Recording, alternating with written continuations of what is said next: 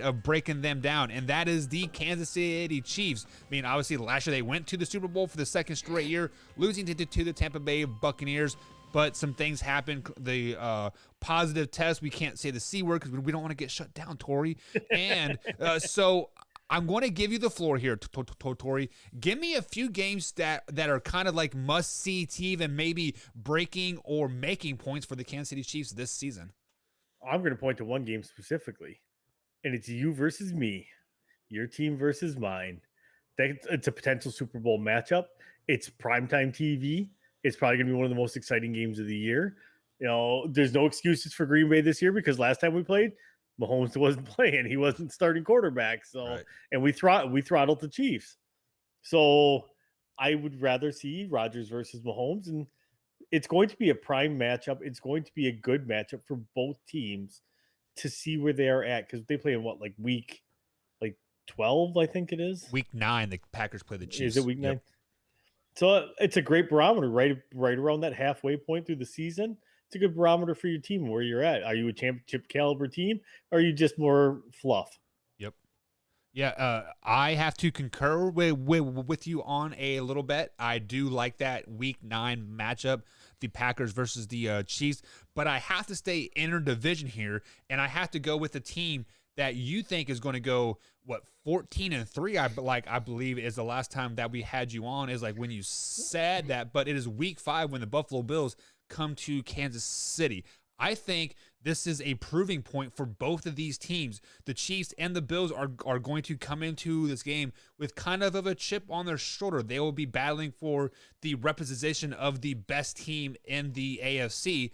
And I think the Kansas City Chiefs are going to come out on top of this game, giving them the title of the best team in the AFC. But however, Combsy, Tori, I got used to saying Combs so much. However, I do have the Kansas City Chiefs finishing 12-5 this year, even though that does put them in the number 1 seed in the AFC.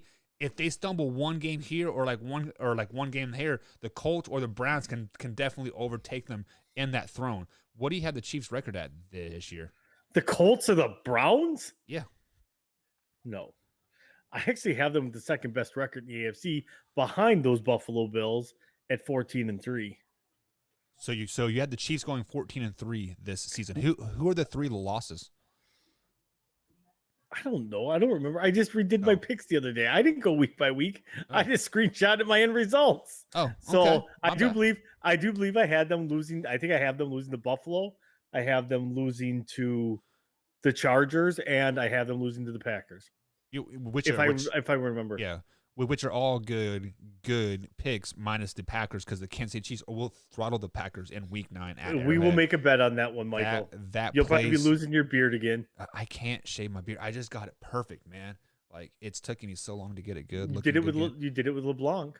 Yeah, but that's I remember the bet. Yeah. No, that's when you became a fan of the man. It is that's shortly after I started watching. So are you saying that I got to shave the beard to get more fans?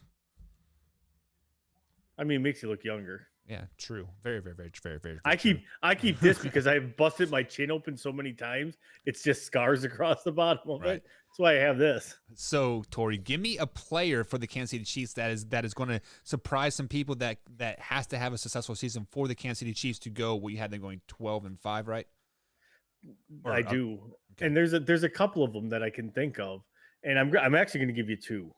And one is Clyde. Clyde's got to prove that he's going to be the running back of the future there, because there again, until he can prove that he's the future at that running back position, it's going to be the great unknown there. For me, the other one is Mecole Hardman stepping up and really being the receiver that they want him to be and they think he can be. Right. Right now, I think those are equally important. They got to take some pressure off of Tyreek.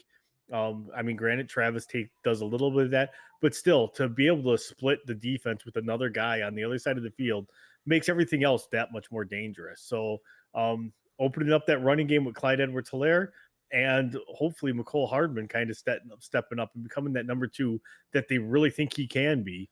are the two big factors for the Kansas City Chiefs this year. Yeah, and as much as I do like those picks, I am going to stay on the offensive side of the ball with these picks, but I'm going to go the offensive line as a whole. What happened to the Kansas City Chiefs in the Super Bowl? They lost their left guard due to I believe he tore his Achilles.